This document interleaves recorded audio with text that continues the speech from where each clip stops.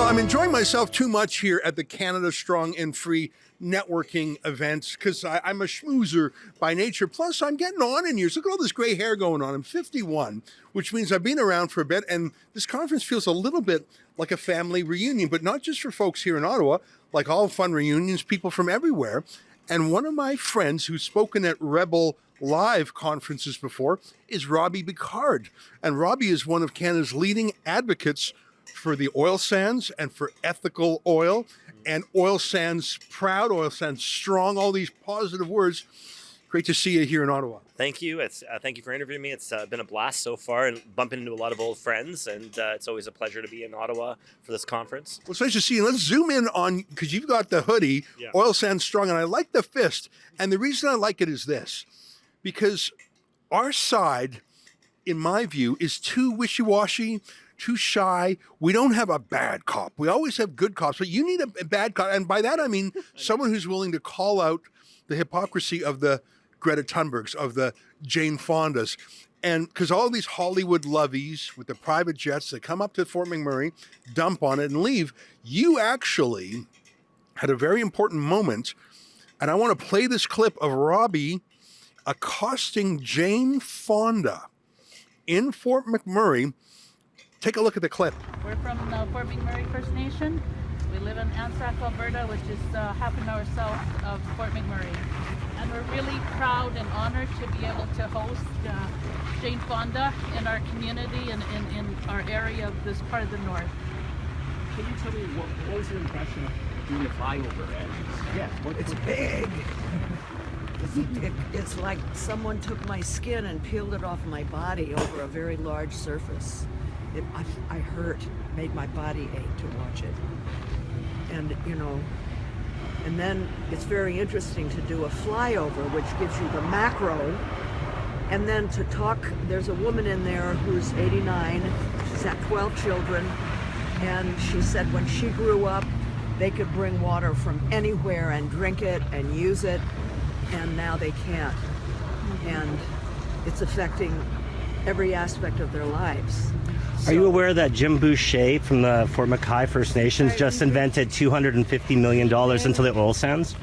Are you aware that there's 289 Aboriginal businesses? We actually don't have time because that's actually where we're going to Fort McKay. So could you please stop interrupting a CBC interview? Quit kind of hijack We're the not entire thing. I know who you are. You're not telling the whole story about Aboriginally owned businesses. You never have. That there's Aboriginal owned businesses, but that doesn't mean that you don't get to speak tell for all the story. Aboriginal of businesses. Course Robbie, I think the way you asked her questions, and I know Neil Young, you were involved when he came up, I think that you and your fight back helped stop the parade of the Hollywood lovies to go to Fort McMurray and dump on that town. I'm very proud of that, 100%. There's not been a celebrity visit since. Greta Thunberg came to Fort McMurray, but they were so terrified that they kind of laid low. And I was actually told one time by Mike Kadima from Greenpeace was supposed to debate me, and he said he wouldn't debate me because I'm too aggressive to the environmental. Good. Someone's got to be. But I think we need to do a lot more of that. I believe in being assertive and standing up for our resources. I think it's a shame that this horrible prime minister has basically told Germany and Japan no to LNG, natural gas, which would help stabilize the world. And push them into the arms of Qatar, a authoritarian dictatorship. It was nuts when, I remember, in the early days of Russia's invasion of Ukraine. And what was their chief weapon? Was it tanks? Was it missiles? It was the oil weapon that gives Russia so much money. And the way to displace that is to replace Russian oil and gas with Canadian oil and gas. And Trudeau literally said, there's no business case for it. Well, tell that to the Qataris who signed the deal. Well, and if you look at the wealth that Saudi Arabia has, and no business case. We could literally improve the quality of lives for every single Canadian, 1,000-fold, by just embracing our natural resources, like Russia, like Saudi Arabia, like all the Arab countries that have natural gas and oil. So one of the things I'm doing is I've launched a new magazine called Oil and Gas World Magazine, and I'm interviewing a lot of people. And my bus is actually in Sudbury right now, but his permanent home is Ontario, and I will be flying to my bus and coming to Ottawa on a frequent basis and kind of using that as a bit of a mobile oil sands strong embassy, because I think that we need to have a larger voice here in Ottawa. Last time I was in Ottawa, I had a debate with a bunch of people about oil and gas, and it was a heated debate. It was a friendly one. And once I got my points across, they were very, very open to Alberta. And I don't think people in the city understand that all these buildings and all of this comes from tax money, a good portion of it generated from Fort McMurray. And they seem to forget that in their recession-proof city. And I want to remind them that the more successful Alberta is, the more successful Ottawa is. And I think a lot of people are sick that decisions made in here, we don't have a lot to say. I mean, by the time the election is done in Ontario and Quebec, Albertans, who contribute the most financially to this country, we're basically told a direction, and I'm hoping that we get a stronger voice here. You know, I think about Fort McMurray, and I've been to that amazing city many times, but no one just passes through Fort McMurray. You have to make it your destination. It's not like a hub. I mean, I guess it is to the small northern communities, but no one has a layover in Fort McMurray by chance, as you might in Toronto or Calgary. And the reason I mention that is I wish that so many more people could observe with their eyes what it's really like. The first thing they would say is, oh my gosh, this is a natural wonderland of gorgeous forests and rivers and wildlife, instead of the Greenpeace oil sands pornography of a tailings pond, by the way, that is going to be fully reclaimed.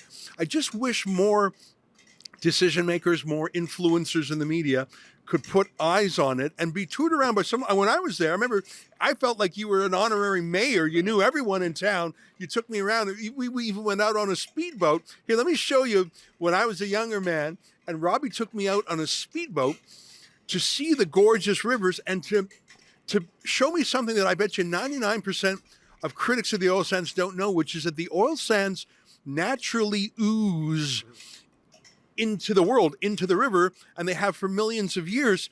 You can reach down in the river and pull up oily sand. It's natural, and it predates industry. Take a look at this. I actually did something silly. I tasted it.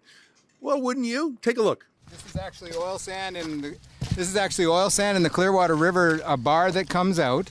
And you just reach down and you can see the oil on the surface here. And this is... I see the sheen. I see the that's right. rainbow sheen. That's right. There. And this is, and it's got a very distinct smell. And that's oil sand. Yeah. And this is a World Heritage River. That's got an interesting smell, and it's just natural. It's here. It's just... And in the oil sands, we're cleaning it up. Yeah, that's the thing. When you're done with the oil sands, It's white. you dump the sand back, which is white, and the oil is shipped to people who use it. Right, who need it. Absolutely. Now I know what it looks like. I know what it feels like. I know what it smells like. Is it stupid to put your tongue on it and taste it? Yeah, probably. I just want to, like, part of me feels compelled to just taste it. Is that poisonous? It's just like oil. It's just oil, right? Yeah, it's... Have you ever tasted bitumen? I don't think so. Not on Not on purpose. purpose. It would be like eating motor oil. Yeah, well... So you're saying don't do it. I think It is motor not oil... an Oreo. It's not a crushed up Oreo cookie. See, that's what I'm thinking. I'm thinking that I know what Oreos taste like. That looks like Oreos. That's amazing. If I had a chunk of Oreo that big, whoa, look at that. Here, come look at this. Look at that. Look at how oily that bitumen, and that's just right here in the Clearwater. It's called the Clearwater River, and that's just right here seeping into the water year after year, millennium after millennium. Smell that. I wish you could smell that. It's very... That's what the oil sands smell like. That's the plant. That's what we do. It smells like freedom to me. It starts out black. You go up there, you see the whole area. It starts out black like this, and we turn it white. Now I'm serious. I'm serious. You know I'm going to taste this. Is it just Go going to for it. stick on my tongue? It's like a kid on the beach. You put sand in his mouth, spits it out, learns never to do it again. This, it's amazing that this is rolling right out into the river.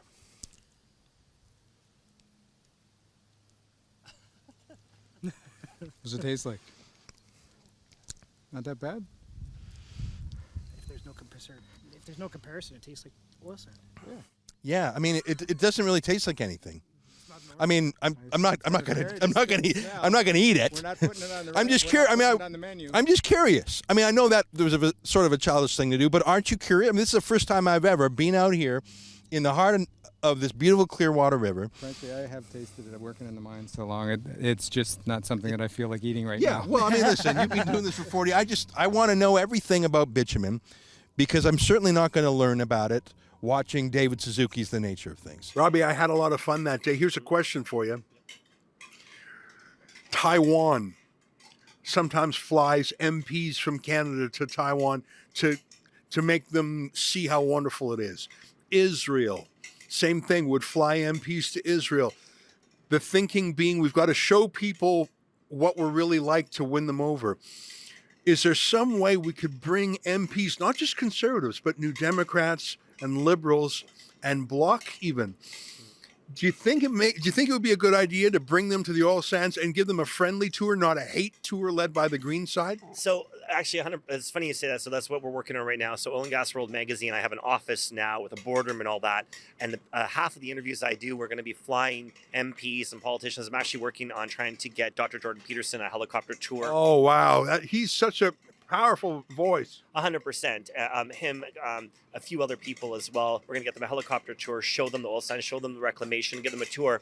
And Indigenous people, too. You're Indigenous yourself. People don't realize that the number one employer of Aboriginal people in Canada is oil and gas and mining. You know, in Fort McMurray, it's uplifted Indigenous people from abject poverty, but it's even a bigger story. 90% of my clients through my marketing company, and I have 7 full-time employees now, are all Indigenous businesses that are either billionaires or multimillionaires. So it's a great story. And here's the thing, too. Fort McMurray is a natural wonder. If you travel a little north, the next time you're there, I'm going to take you to called Six Lakes. It looks like the Sahara Desert. It is beautiful. For 4 months of the year, you think that you're in it's untouched sand dunes and beautiful. It's a beautiful place, and I think Fort McMurray is the best place to live. If you want to go, let's say you made a bad choice in life and you need to make some cash. All right, you have my attention. Come to Fort McMurray, get a job. You can get affordable housing. Is it back? Is Fort McMurray back? It's back because of the fire, heartbreaking fire. You know, it's back in a better way than it's ever been. So I ran Sandy Bowman, our mayor's campaign. He's the MMA fighter that beat up Butterbean, and great guy. And one of the things that Fort McMurray is doing really good right now is it's making it more fair for everybody. So you don't have to work in the oil sands if you don't want to. I mean, I had a marketing company. I was homeless when I went there. And now, I've got a business and a home. There's a lot of opportunity. But if you embrace Fort McMurray, we've got one of the best recreation facilities, Mac Island. We were there years ago. There's so much great things to do. And you can get a job and own a home. You can't do that in Vancouver. You can't do that in Toronto. Isn't that the truth? It's so hard for young people. Well, listen, Robbie, I'm so glad you're here. I also am glad that you do reach out to the other side because supporting the oil sands should not be a partisan divide. In fact, labor union people should love it more than anyone. Sometimes it's hard when you have narcissists like Trudeau that speak out of both sides of their mouth, and I kind of lean more conservative than I did when I first met you. However, I'm on my way to Montreal. I'm interviewing a bunch of Montreal mayors that support oil and gas. And I believe we really need to, if we in Alberta, we have to invite people from Ottawa to our hometown. This country is so big that sometimes I don't even think we're a country because we're only 40 million population, but we're the second largest country landmass, and we need to connect more. But I am doing my best. I think it's a shame. It's horrible what's happening to our industry right now because it's just a bunch of crap. Batteries and so-called green energy are not any greener. In fact, the more research is coming out on how bad it is. All those mining of those rare earth minerals, those are terrible scenes. We have solar panels in Fort Chip that have never been turned on and they don't really work in winter. We need to stop pretending that somehow there is this better green energy and embrace all forms of energy and stop the war, because this war on Fort McMurray and Alberta is going to cost Canada. And I think when they live in this sort of recession-proof bubble, they don't understand that, and they need to wake up quick. That was an excerpt from the Ezra Levant show. I'm Ezra Levant. Every weekday, I do a monologue about the topic of the day. Then I interview a fascinating guest either in studio or via Skype. And then I read your mail, whether it's fan mail or hate mail, which is sometimes even more interesting. This is on our premium service, though, called Rebel News Plus. Go to rebelnewsplus.com. It's $8 a month or less if you buy a whole year in advance. You get my show every weeknight, plus Sheila Gunn Reid's show every week. It's called The Gun Show. It's pretty amazing. You know, we rely on you because we do not take a dime from the government. In Canada, that makes us almost unique. So please help us out and help yourself to some great journalism at rebelnewsplus.com.